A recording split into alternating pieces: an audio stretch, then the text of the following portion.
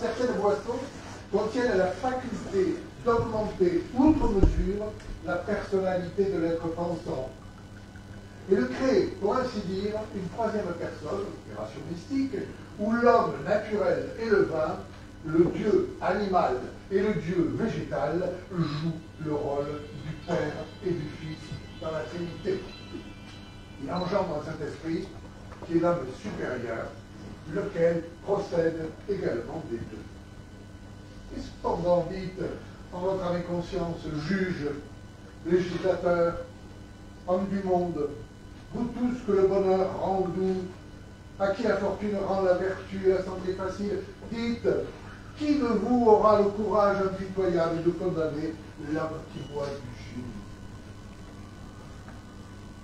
Le vin est semblable à l'homme, on ne saura jamais à quel point on peut l'estimer et le mépriser, l'aimer et le haïr, ni de combien d'actions sublimes et de forfaits monstrueux il est capable.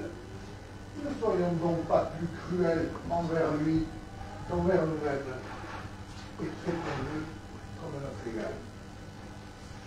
Le vin joue un rôle intime dans la vie de l'humanité, si intime que je ne serais pas étonné que, séduits par une idée panthéistique, quelques esprits raisonnables lui attribuassent une espèce de personnalité. Charles Baudelaire. Merci.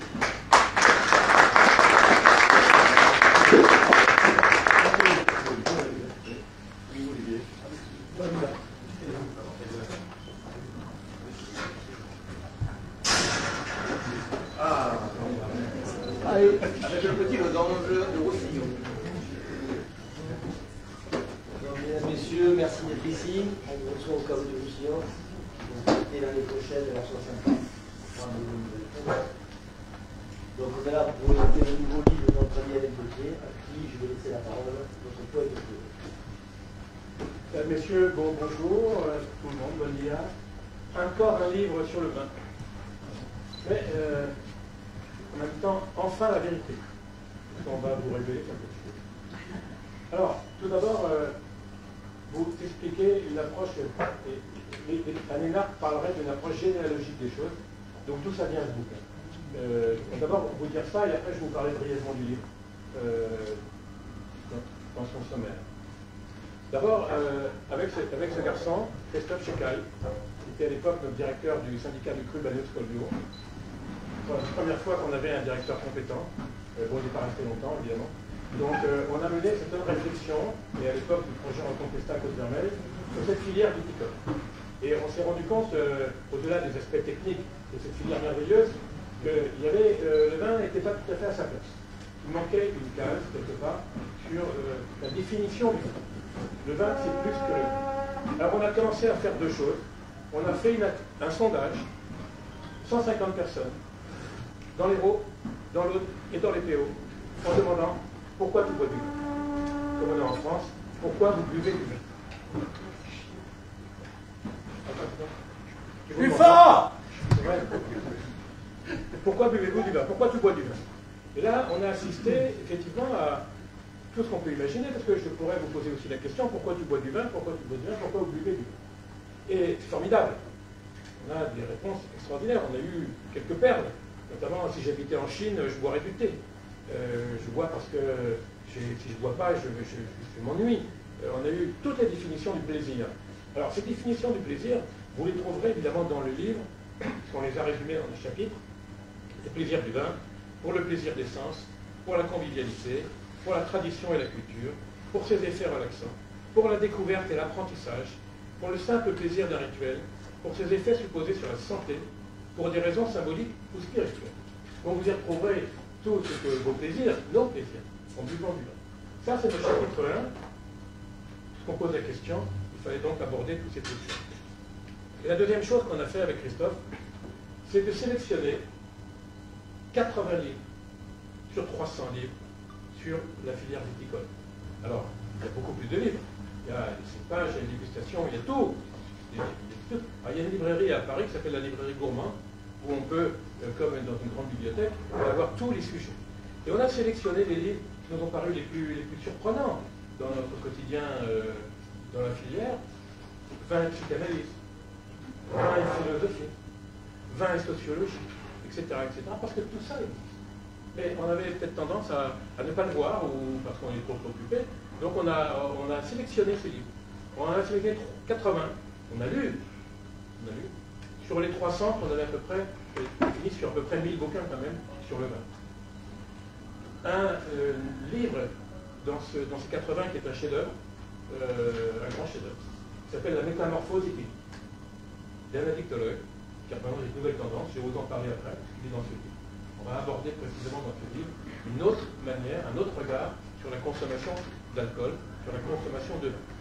Donc on a fait ce travail-là, on a ensuite tenté de monter un petit mouvement pour donner un statut culturel du vin. Bon, on n'y est pas arrivé, c'est normal. La filière nationale est très occupée, très absorbée dans les problèmes techniques, changement climatique, etc. etc. Mais on voulait mettre la notion du vin qui n'est pas un produit, qui n'est pas qu'un produit statistique, qui est aussi autre chose, c'est un être vivant et mystérieux. On voulait pouvoir aborder ces sujets avec la filière. Alors, pour vous présenter ce livre très rapidement, donc on a parlé du chapitre 1. Le chapitre 2, donc c'était tout l'enjeu, et c'est là que ce livre diffère un peu des autres livres. On se permet, très modeste, de vous le dire, cet autre regard sur la consommation d'alcool. Donc, il nous semblait qu'il était important d'aborder ce sujet, c'est quelque part chercher la paix là où il y a la guerre. C'est-à-dire, comme on est en pleine actualité de ça, le vin est représenté en France par un organisme qui s'appelle Vin et Société. C'est l'organisme officiel qui communique sur le vin. Ils font leur boulot, c'est formidable.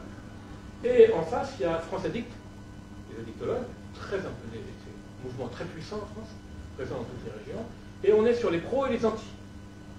Et à l'époque, avec Christophe, on a dit, mais tentons la paix, quoi. Il faut bien qu'on tente la paix entre les pros et les antis sur la consommation d'alcool. On n'est pas arrivé non plus à ça. Eh bien, on essaye dans ce petit livre, ce petit bouquin-là, pour vous l'avoir dans la poche, on essaie de tenter cette paix entre les pros et les antis. Alors, notre addictologue là s'appelle Stéphane Magarilli, là, vous ne pouvez pas être là, qui est donc à Paris, c'est un spécialiste d'addictologie, mais qui a une approche un peu aussi innovante par rapport au milieu de l'addictologie. Alors évidemment, dans ce chapitre, on rentre dans vous savez pas, mais je vous conseille de lire la nuit d'ailleurs, ce chapitre 2, si vous ne dormez pas, parce que c'est très surprenant. Comme il y a des choses surprenantes qui nous accompagnent. Je vous donne qu'un exemple. Tout le monde sait que la Terre tourne. Et rien dans nos sens, dans notre cerveau, dans notre corps, nous permet de percevoir que la Terre tourne actuellement. Donc il se passe bien qu'il y ait des choses très surprenantes. Eh bien, vous allez voir que la consommation de vin, on va aborder ce type aussi de surprise. C'est-à-dire que dès notre premier verre de vin, il y a une modification de la conscience, d'accord, qui en addictologie s'appelle une altération. Donc on va essayer, on a défini, ça va être expliqué dans le livre, donc il se passe bien des choses très surprenantes dès notre premier verre de vin. Et on s'est dit, mais, autant le faire partager tout ça, pour aller vers la paix, justement, entre les pros et les antis. Voilà, tout ça est expliqué dedans. Ensuite, vous avez en annexe des choses qu'on a voulu tenter, de notamment présenter nos 80 livres, non pas comme des purs scientifiques, mais les présenter en images.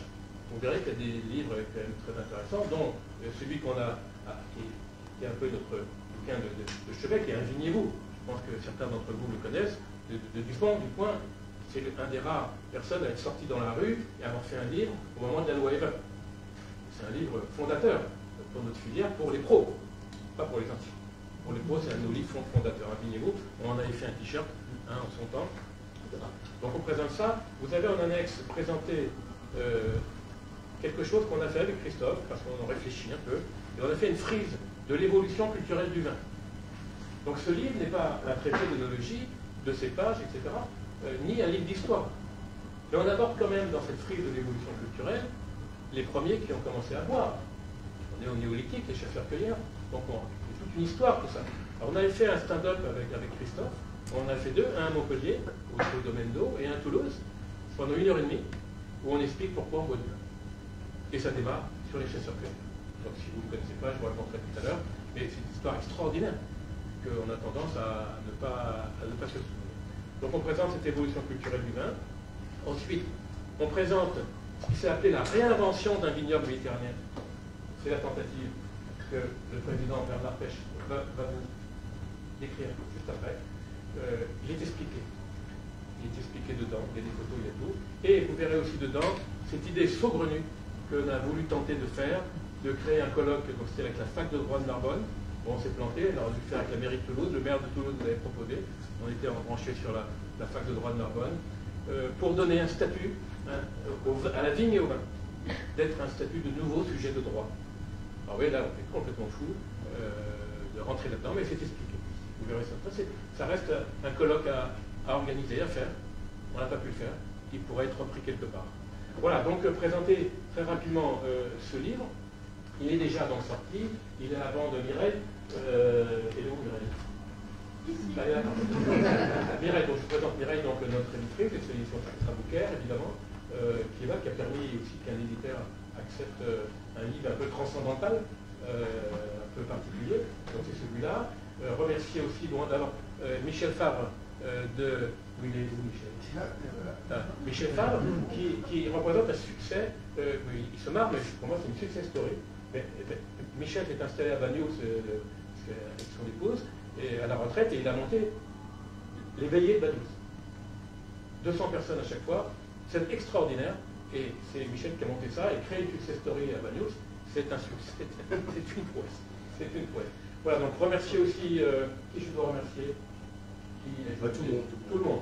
Alors, toute l'équipe, etc. Olivier Frère, Massimo, tout le monde après, d'accord. Alors, président, merci Alain. Merci. Bravo.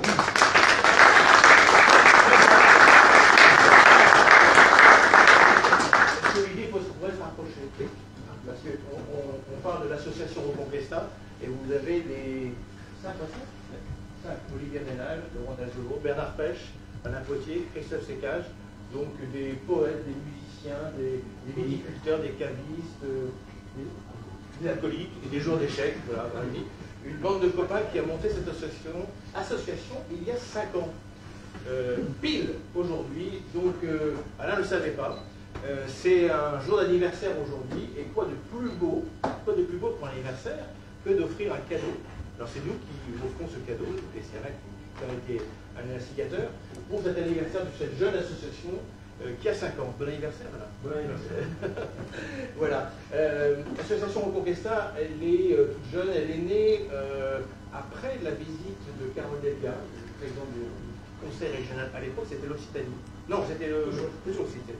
Il n'y avait pas tout le monde, il y avait que Montpellier. Et Carole Delga était venue à notre demande au cru, parce que le cru Collioure-Bagnols ne se portait pas très bien. C'est toujours un peu compliqué, et elle était venue pour nous rencontrer. On était devant une soixantaine de viticulteurs de caves, et à la fin de la réunion, elle avait dit écoutez, je veux 2 choses, moi je peux bien vous aider, conseil régional, je veux 2 choses. 1, que vous entendiez, et 2, que vous ayez des actions concrètes. Voilà. Et puis on s'est réunis. Christophe était à l'époque directeur du syndicat, comme l'a rappelé Alain, et on a monté cette association Reconquesta, voilà, et qui aujourd'hui, 5 ans après, malgré le Covid, malgré les vicissitudes, etc., existe toujours et propose de parler du vin, de parler de la vigne, de parler de ce terroir absolument magnifique. Alors, il y a des points positifs, des points négatifs. Ce terroir, il est époustouflant. Les vignes tombent dans la mer, c'est des schistes travaillés à la main, c'est très compliqué, etc. C'est beau. Et puis il y a des complexités, ce que je disais à Nicolas tout à l'heure, c'est que la complexité, c'est qu'on n'est pas assez connu, on ne connaît pas trop.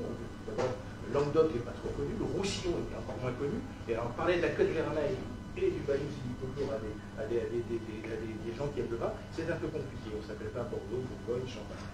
Voilà, compliqué. Et donc, Reconquesta continue cette notoriété. On s'est réunis, c'est chez moi, je crois, il y a à peu près quelques mois, en se disant mais qu'est-ce qu'on peut faire pour contribuer à parler du vin, à parler de notre amitié. Et puis, l'idée est venue, face au fond iconographique que nous avions, qu'Alain avait constitué, il est venu de lancer ce livre-là, Boire du vin avec un point d'interrogation. Le point d'interrogation est important. Comme ça, la question reste ouverte, et je crois que c'est ce que disait tout à l'heure Michel dans son problème de Baudelaire, la question reste ouverte. Est-ce qu'il en faut? Est-ce qu'il n'en faut pas? C'est une question de liberté, et on est bien conscient aujourd'hui que la difficulté de décroissance de la consommation, etc., est devant nous. Voilà. Ce que je voulais dire d'autre par rapport à Reconquesta, c'est que c'est une association évidemment, ce livre est mis à la vente.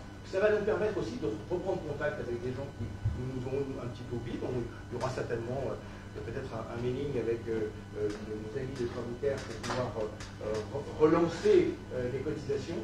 On a besoin de fonds. C'est nous qui avons financé ça.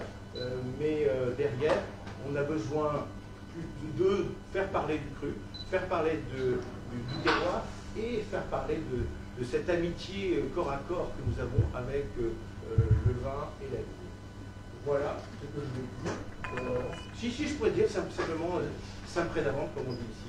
Voilà. Bravo. Voilà. Bravo.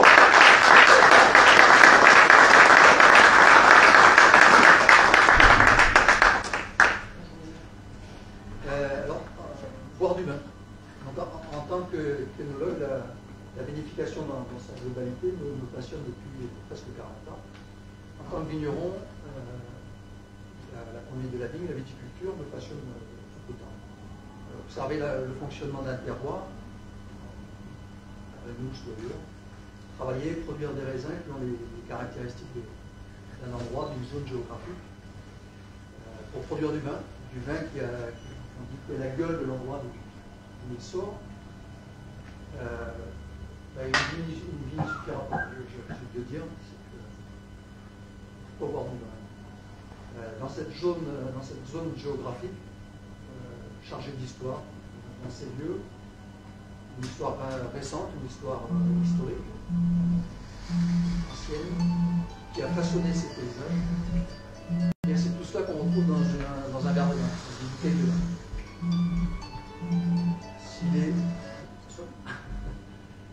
S'il est encore meilleur de fermer les yeux quand on apprécie un vin, quand on déguste, de se remémorer ces anecdotes d'hommes, de femmes, de l'histoire avec un grand H, de visualiser ces clos, ces parcelles, ces coteaux, ces villages, et de penser qu'en buvant du vin, on soutient ces agriculteurs, ces vignerons qui entretiennent ces paysages. Pour moi, c'est la raison principale pour moi. Merci. Bravo.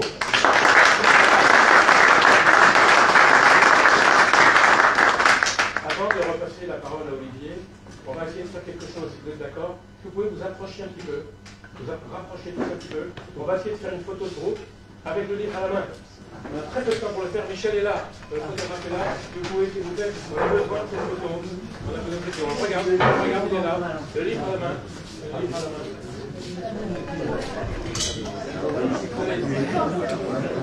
Allez, tout le monde.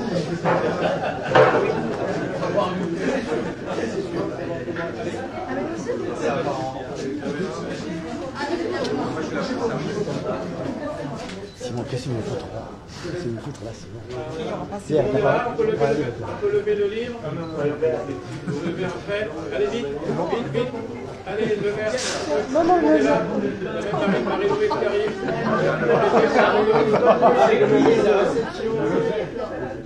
Je peux rigoler, mais ça fait rien.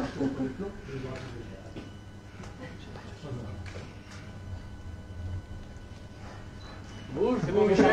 C'est dans la boîte? Allez, belle. Oui, souris, fais rentrer la lumière quand je regarde. Marie-Louise, ça pose pas pour un livre. Merci. Ah oui, non, on le fait pas, c'est bon. On vous annonce la petite Marie-Louise Malios qui arrive en retard. Olivier. C'est la première fois de ma vie que ça m'arrive. Oh, c'est inadmissible. C'est la première fois de ma vie que ça m'arrive. Attention, on continue à tourner. Alors, est-ce qu'il y a des questions? On y répondra en de langue. S'il y a des questions, avec plaisir. Maintenant. Alors, est-ce qu'on a fait rentrer la religion dans ce livre? Oh, bonne question. Oui, on l'a fait rentrer. Là, les religions. Parce que ce qui est étonnant, c'est que le vin est mentionné dans la religion, mais aussi dans les religions. Même l'islam. l'islam qui est présente au travers plutôt des soufis. Oui. Et de Omar Khayyam. Donc Omar Khayyam. Oui. Bon. Question.